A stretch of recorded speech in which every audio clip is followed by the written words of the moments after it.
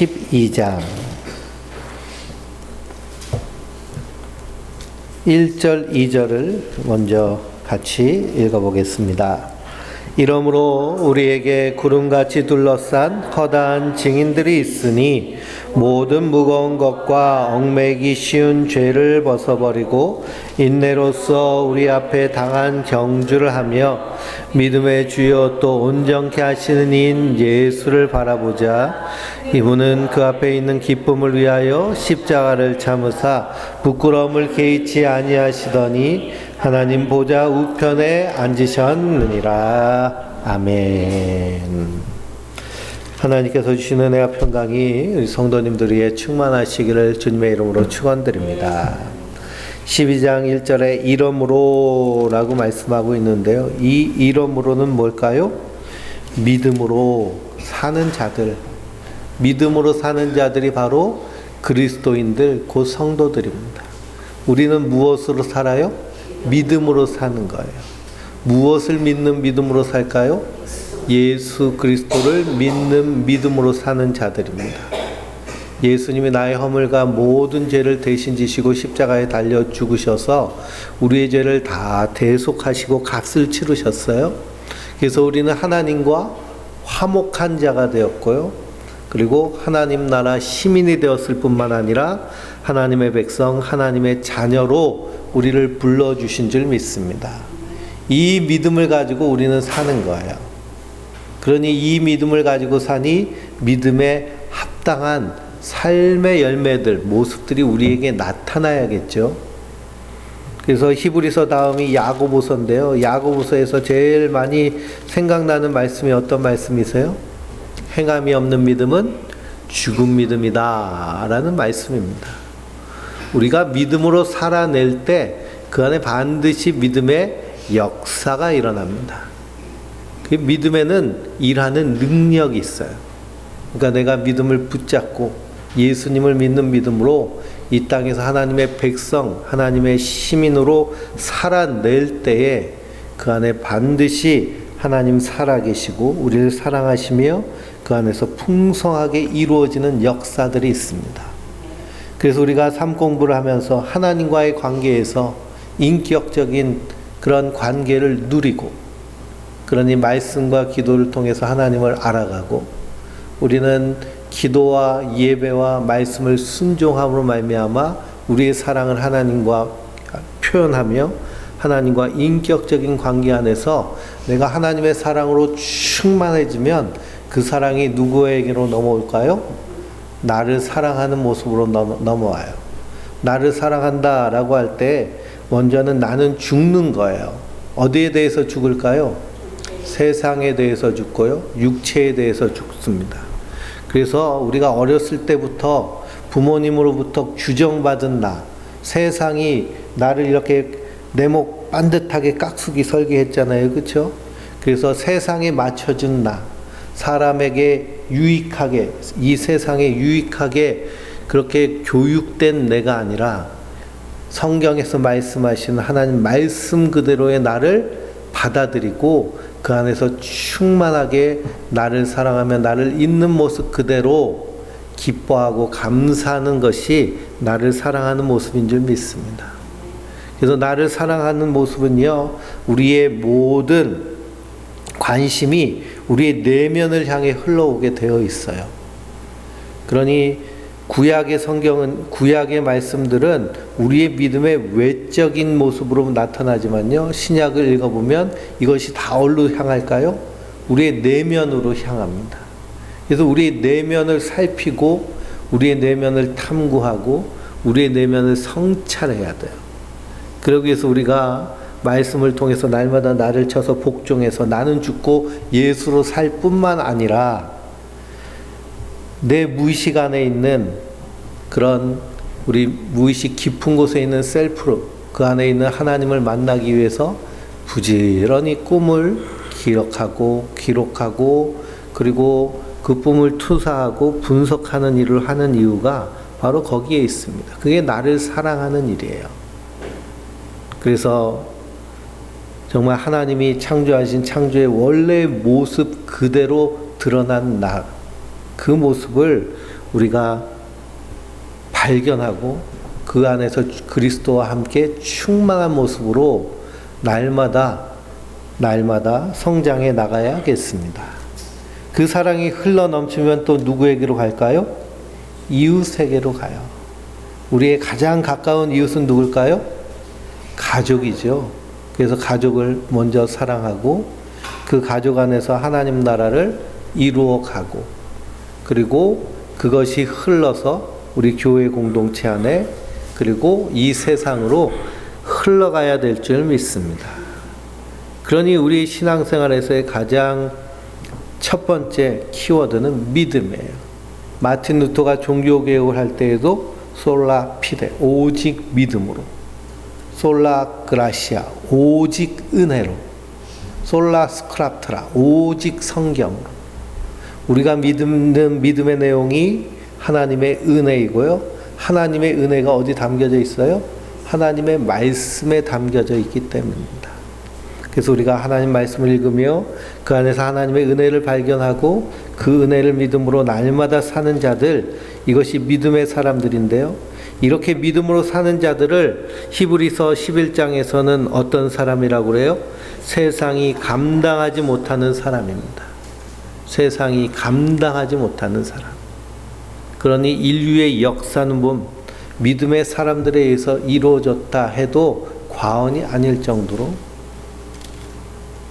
문명의 발달도요, 믿음의 사람 중심으로 해가지고 발달되어 있는 것이 바로 우리가 살고 있는 이 세상의 모습입니다.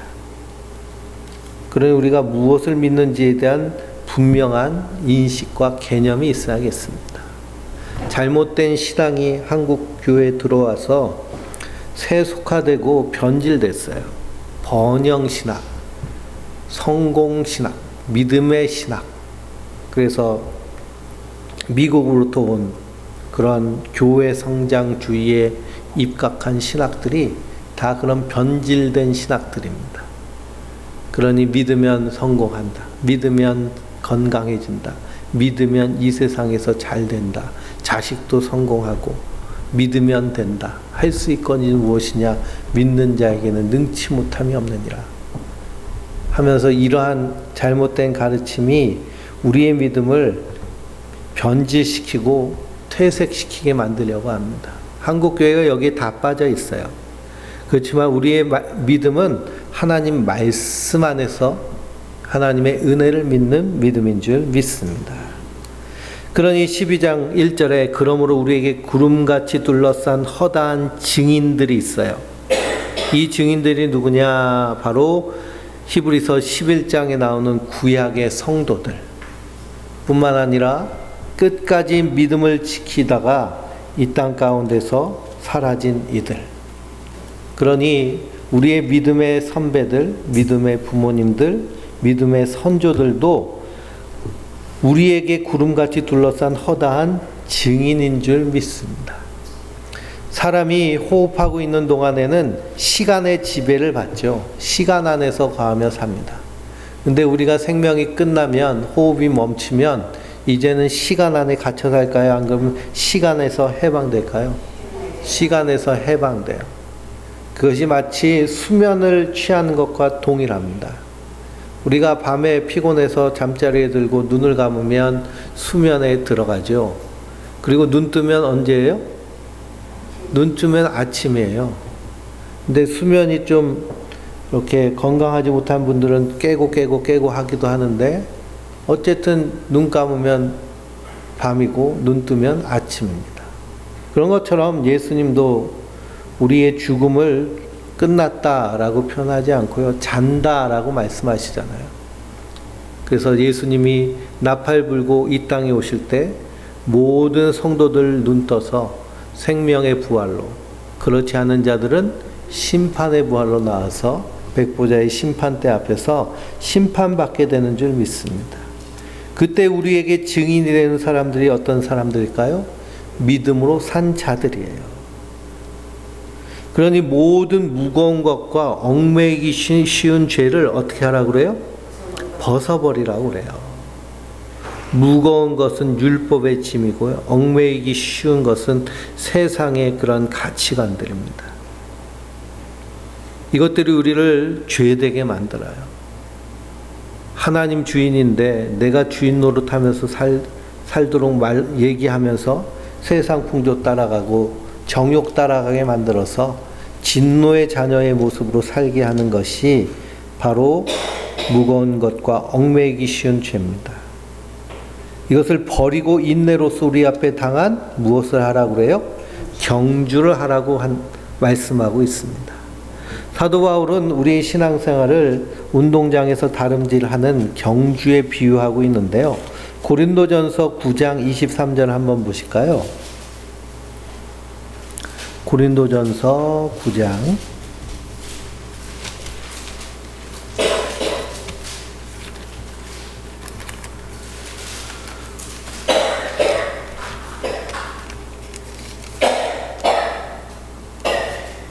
23절입니다.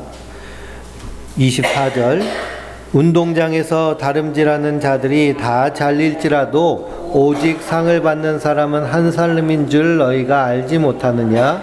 너희도 상을 받도록 이와 같이 다름질하라. 이기기를 다투는 자마다 모든 일에 절제하나니 그들은 썩을 승리자의 관을 얻고자 하되 우리는 썩지 아니할 것을 얻고자 하노라. 그러므로 나의 다름작질하는 일을 향한 것이 아니고 싸우기를 허공을 치는 것 같지 아니하며 내가 내 몸을 저 복종하게 함은 내가 남에게 전파한 후에 자신이 도리어 버림을 당할까 두려워함이로다. 아멘. 그러니 운동장에서 다름질하는 사람들이 상 받기 위해서 달리잖아요. 그렇죠? 이기기를 다투는 자마다 모든 일에 뭘 해요? 절제하죠. 승리의 관을 얻기 위해. 근데 세상의 달리기는 썩을 것을 얻기 위한 달리기이고 성도의 달리기는 썩지 아니할 것을 얻고자 합니다. 이 달리기는 단거리 달리기가 아니죠. 마라톤과 같이 우리 인생 끝까지 달리는 긴 여정입니다. 그래서 성경은요, 이 달리기 경주를 두 가지로 말하고 있어요. 그런 이 세상은 모두 다 경주자인데 두 종류로 나눌 수 있습니다. 첫 번째는 생명을 향해서 예수님 따라 달려가는 경주자들이고요. 두 번째는 멸망으로 가는 경주자들이에요.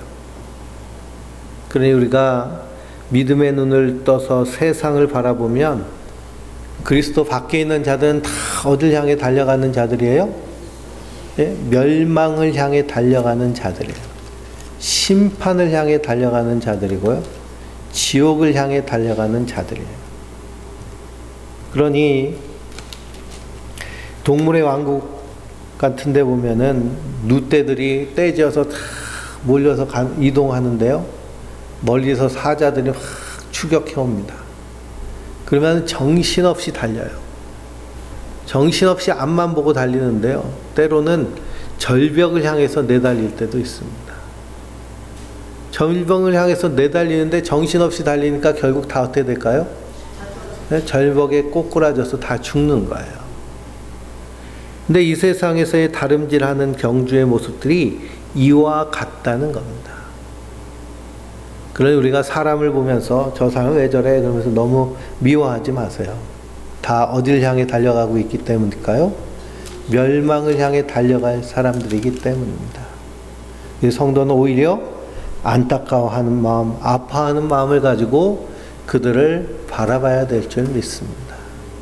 그러나 이 땅에서 자기의 행한 대로 심판을 받게 될 터인데요. 그러니 이 땅에서 악하게 사는 자는 받을 심판이 얼마나 크겠습니까? 그것도 모르고 달려가는 것이 인생의 모습입니다. 근데 하나님 은혜 안에 있는 자들은 그것을 깨닫고 거기서 완전히 방향을 돌이킨 자들이에요. 회개한다는 말은 돌아선다는 말입니다. 멸망을 향해서 막 달려가다가 돌아서서 이젠 어디를 향해 가는 자들이에요? 생명을 향해 가는 자들이에요. 그 달리기 하는 경주는 예수님 가는 길, 예수님 손 붙잡고 따라가는 길이에요. 내가 가서 상을 얻는 것이 아니라 예수님이 이미 상을 얻으셨기 때문에 그분 가신 그 길을 그대로 따라가는, 그러니 주께서 나를 붙잡고 가는 경주가 바로 성도의 그러한 당한 경주인 줄 믿습니다. 그래서 빌립보서 3장 10절에서 14절을 보실까요? 빌립보서 3장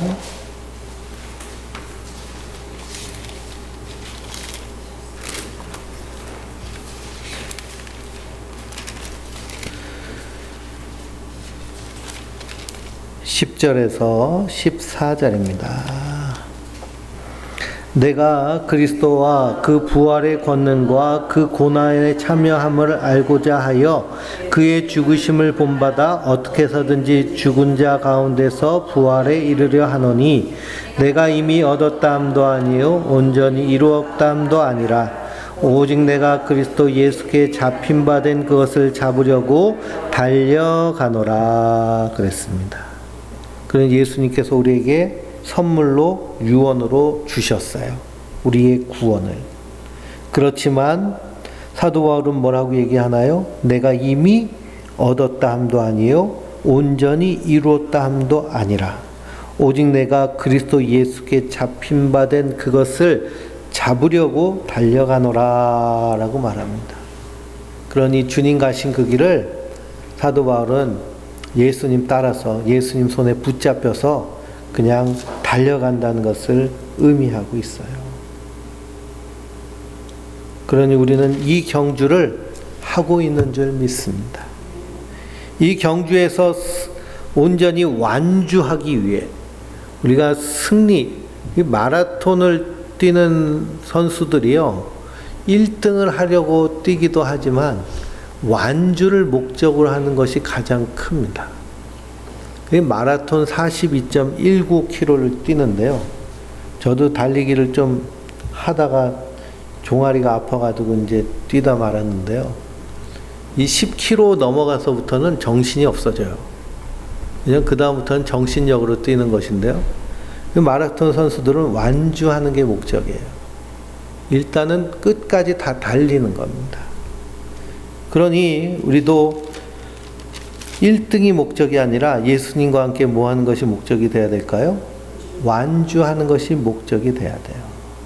그러기 위해서 2절엔 뭐라고 말씀하시느냐? 믿음의 주요 온전케 하시는 이인 예수를 바라보자 그랬습니다. 새번역 성경은 뭐라고 말씀하고 있느냐? 믿음의 창시자시요 완성자이신 예수님을 바라봅시다 그랬어요. 그러니 이 믿음의 경주를 완주하기 위해서는 누구를 바라보는 걸까요?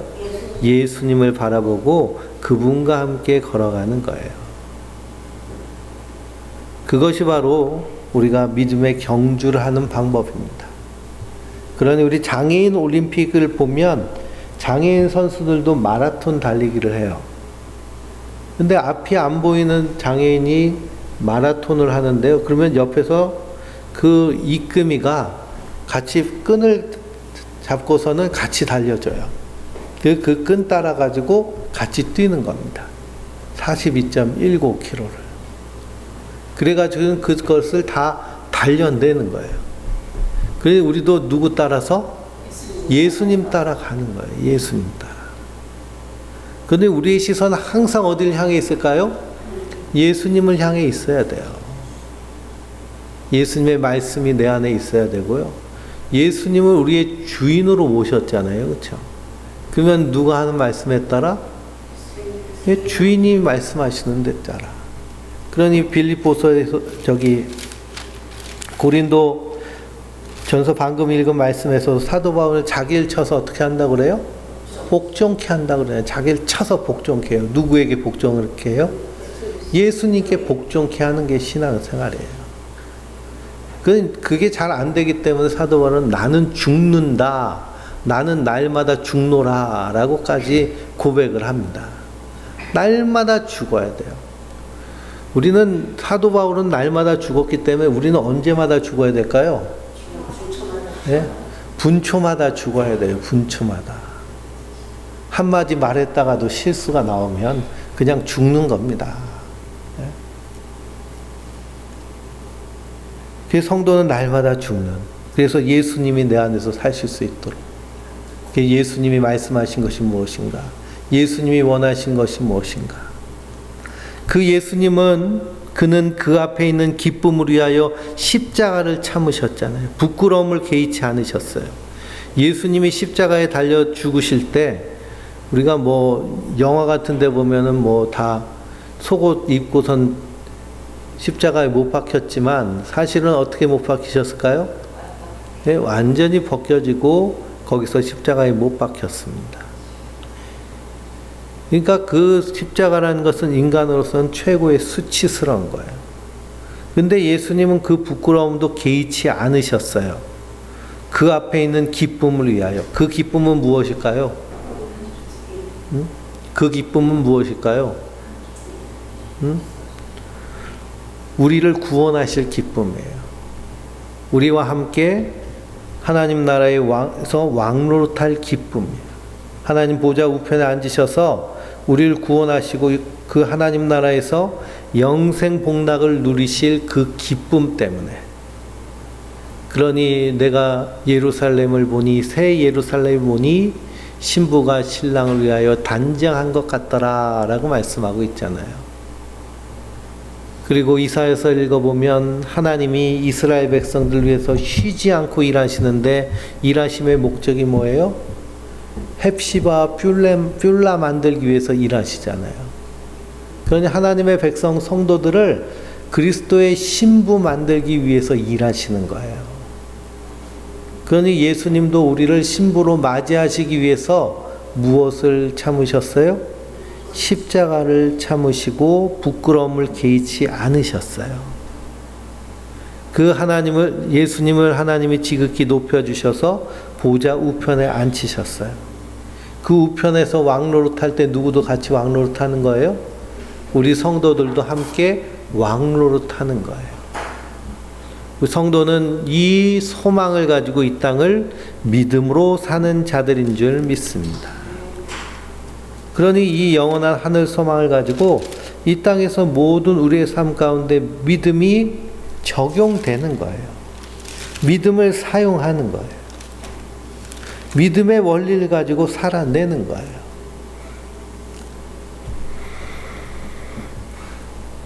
그러니 이제 믿음의 주에 온전케 하여 치는 이 예수를 바라보며 3절에 너희가 피곤하여 낙심하지 않기 위하여 죄인들 이같이 자기에게 거역하신 일을 참으신 일을 생각하라 라고 말합니다. 그러니 2절에는 바라보라고 말하고요. 3절에는 생각하라고 말씀하고 있죠. 그러니 우리는 바라보고 생각하며 우리가 피곤하며 낙심하지 말아야 됩니다. 이 신앙생활이 피곤하면 안 돼요. 낙심이 되면 안 돼요.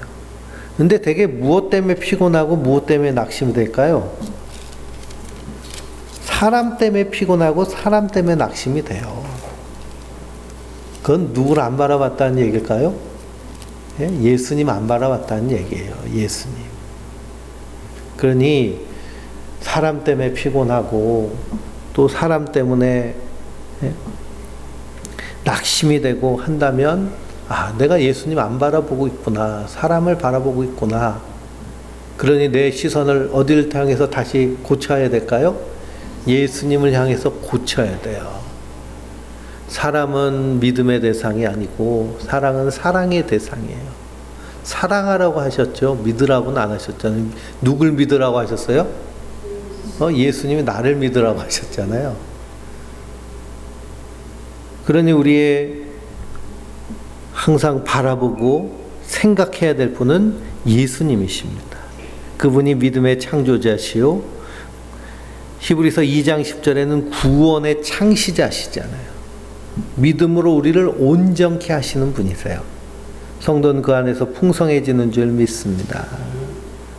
4절은 너희가 죄와 싸우되 아직 피 흘리기까지 대항하지 아니하고 그랬습니다. 죄와 싸우는데 피 흘리기까지 대항하지 아니했다고 책망하고 있어요. 그럼 여기서의 죄는 어떤 죄일까요? 하나님 이 히브리서를 듣는 1차 저자들은 예수님을 믿는 기독교인들, 유대인들이에요. 그러니까 그들은 허물과 죄를 예수님의 보혈로 다 씻음을 받은 자들이에요. 그리스도 안에 있는 자들은 결코 정죄함이 없다고 그랬잖아요. 근데 여기서 말하는 죄는 뭘까요? 예수님이 다 용서해 주셨는데, 요한복음 16장을 보면 성령이 임하시면 너희가 죄에 대하여 의에 대해 심판에 대해서 세상을 책망하리라 하셨잖아요. 그래서 그 죄는 무엇이 죄라고 하셨냐? 예수를 믿지 않는 것을 죄라고 하셨어요. 예수님을 그리스도로 믿지 않는 것. 예수님을 그리스도로 믿지 않는 것. 성령을 회방하는 죄가 있는데요. 성령을 회방하는 죄도 어떤 죄일까요? 예수님을 믿지 못하도록 만드는 게 성령 회방죄예요. 성령님이 우리를 진리 가운데로, 예수님 가운데로 인도해 주시는 그러한 예수님의 영이시잖아요. 근데 유대인들이 지금 무엇 때문에 고민하고 있어요? 유대인들이 너 예수 믿지 말고 율법으로 돌아오라고 하는 박해 때문에 고통당하고 있거든요. 거기에 대해서 싸우라는 거예요. 예수를 거부하게 만든 것에 대하여 싸우라고. 그게 죄와 싸우는 모습이에요. 그러니 예수님이 주임을 부정하고 부인하고, 하나님이 이 세상 온 우주와 나의 주인임을 부인하고, 그분의 십자가의 사역을 부인하는 모든 가르침들에서 우리는 어떻게 해야 될까요? 싸워야 돼요. 어떻게 싸워야 될까요? 피 흘리기까지 싸워야 돼요. 우리가 예수 그리스도의 보배로운 피로 다 죄 사함을 받았는데, 그리스도 예수 안에 있는 자들은 결코 정죄함이 없느니라 그랬는데, 당신 율법 지키지 않으면 죄인이야, 할례 받지 않으면 죄인이야, 뭐 하지 않으면 죄인이야, 이렇게 가르치는 가르침은 뭐예요? 그게 성령을 회방하는 거예요. 예수님을 온전히 믿지 못하도록. 예수님의 십자가로 우리가 구원받았는데 그거 가지고 모자라다고 얘기하는 것이 다 죄인 거예요. 성령 회방죄. 우린 그 안에서 다 약속을 받았어요. 약속을 무엇으로 받았어요? 히브리서는 유언으로 받았다고 그랬잖아요. 유언으로. 그래서 유언장이 다 작성돼서 도장까지 다 찍혀 있어요. 사도 바울은 에베소서에 뭐라 그래요? 태초에 하나님이 우리를 예정하시고, 그리스도께서 우리를 구속하시고, 성령께서 유언장 도장까지 다 찍으셔가지고 우리를 하나님 백성 삼으셨다고 그러잖아요. 근데 당신 그렇게 믿으면 지옥 가. 이런 시선, 이런 말, 이 자체가 뭘까요? 이것 자체가 성령을 회방하는, 예수님의 구원의 완전성을 부인하는 모습이에요. 근데 그런 모습이 누구 안에서 제일 많이 나와요? 내 안에서 제일 많이 나오잖아요. 이렇게 하면 하나님 벌 주실 것 같아. 이렇게 하면 하나님 심판하실 것 같아. 근데 그 벌과 심판을 누가 다 받으셨는데요? 예수님이 다 받으셨는데 스스로 그것을 계속 짊어지면서 예수님의 십자가의 완전성을 인정하지 않으려는 모습들이 우리 안에 다 있습니다. 이런 모습에 대해서 어떻게 싸우라고 하시는 거예요? 피 흘리기까지 싸우라는 거예요. 피 흘리기까지. 히브리서 11장에 믿음의 사람들이 다 어떻게까지 싸웠다는 거예요? 피 흘리기까지 싸웠다는 겁니다. 또 5절에 아들들에게 권하는 것 같이 너에게 권면하신 말씀도 잊었도다. 일러스되 내 아들아 주의 경기하심을 경히 여기지 말며 그에게 꾸지람을 받을 때에 낙심하지 말라. 주께서 그 사랑하는 자를 징계하시고 그가 맏아들이시는 아들마다 채찍질 하심이라 라고 말씀하셨습니다. 이것이 잠언서 3장 11절에서 12절 말씀이에요. 그래 우리가 예수를 잘 믿는다 생각하는데 이 땅에서 고난당하고 어려움당하고 시험당하고 하면 꼭 어떤 생각이 들어요? 아, 내가 하나님 잘 못 믿어서 이렇게 됐나? 내가 뭔 죄를 져서 이렇게 됐나 하는 생각이 들잖아요. 근데 그게 아니라는 거예요. 하나님이 아들을 훈계하듯이 성도들을 훈계하셔서 하나님만 의지하게 하시려는 것이라는 겁니다. 사도 바울이 이에 대해서 고린도후서 11장에 말씀하고 있죠. 한번 보실까요? 고린도후서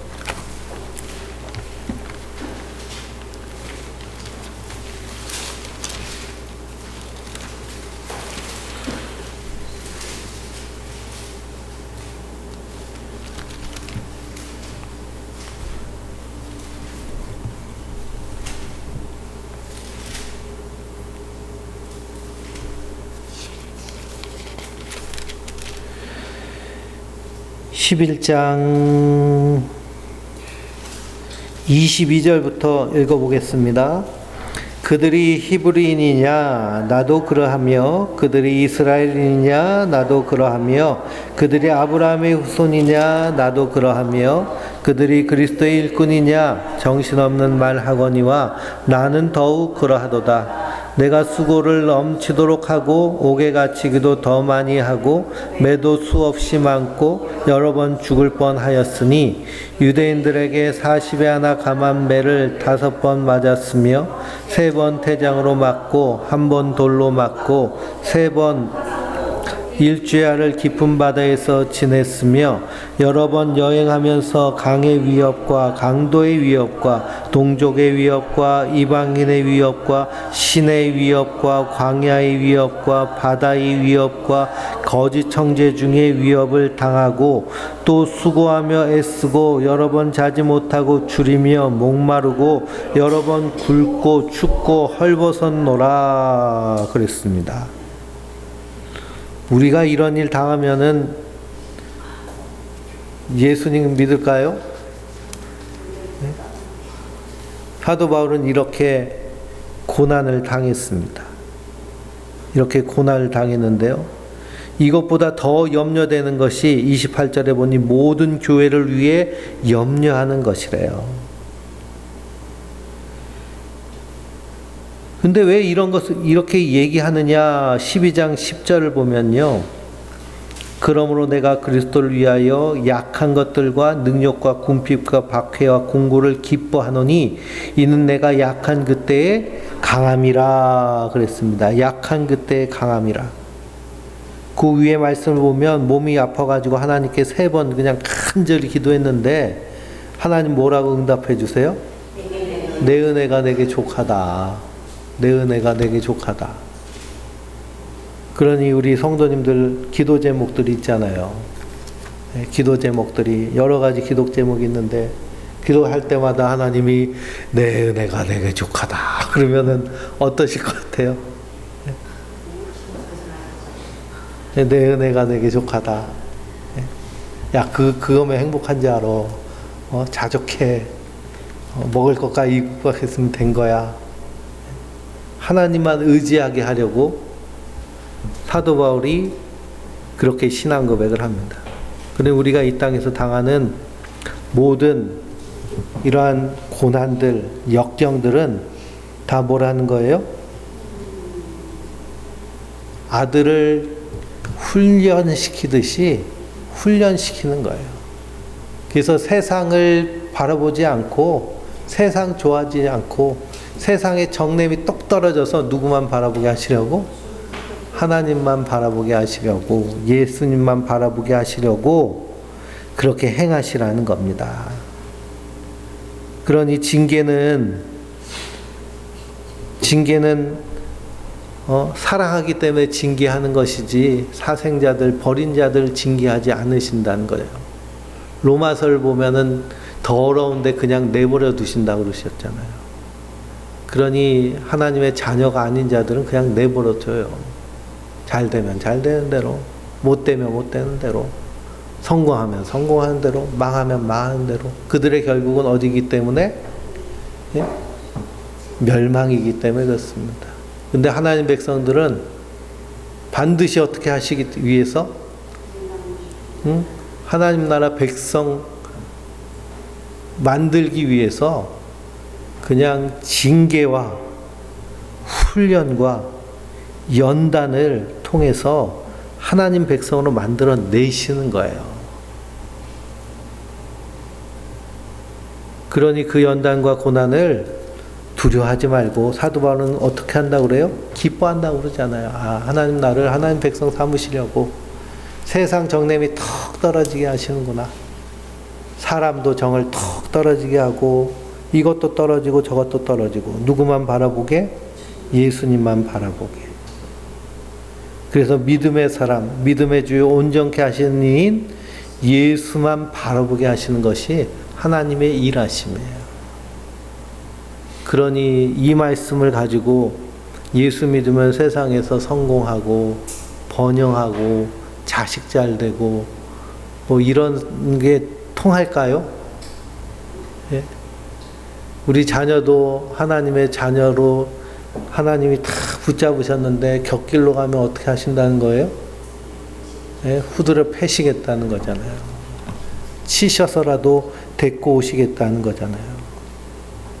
우리가 그런 거 경험하면 얼마나 힘듭니까? 그런데도 하나님은 그렇게 하나님 백성을 만들어 내시겠다는 거예요.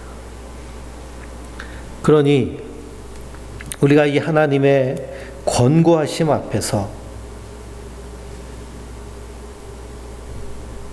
뭐라고 말씀하시느냐? 강하고 담대하라고 말씀하시는 거예요. 12절을 읽어볼까요? 그러므로 피곤한 손과 연약한 무릎을 일으켜 세우고 너희 발을 위하여 곧은 길을 만들어 저는 자리로 하여금 어그러지지 않고 고침을 받게 하라 라고 말씀하십니다. 연단받아서 그래서 정금같이 주님 앞에 나가라는 말씀이죠. 그러면서 14절부터는 그 은혜를 거부한 자들에 대한 경고의 말씀인데요. 17절까지 읽어볼까요? 모든 사람과 더불어 화평함과 거룩함을 따르라. 이것이 없이는 아무도 주를 보지 못하리라. 너희는 하나님의 은혜에 이르지 못하는 자가 없도록 하고 또 쓴뿌리가 나서 괴롭게 하여 많은 사람이 이로 말미암아 더럽게 되지 않게 하며 음행하는 자의 혹 그 한 그릇을 위하여 장대의 멍분을 판 에서와 같이 망령잔대가 없도록 살피라. 너희가 아는 바와 같이 그가 그 후에 축복을 이어받으려고 눈물을 흘리며 구하되 버림바가 되어 회개할 기회를 얻지 못하였느니라 라고 말씀하십니다. 그래서 모든 사람과 더불어 화평하라는 거예요. 빌립보서를 보면 너희 관용을 사람들이 알게 해라. 왜 우리는 관용할 수 있을까요? 마음이 넉넉하고 푸짐할까요? 하나님 나라를 유업으로 받았기 때문입니다.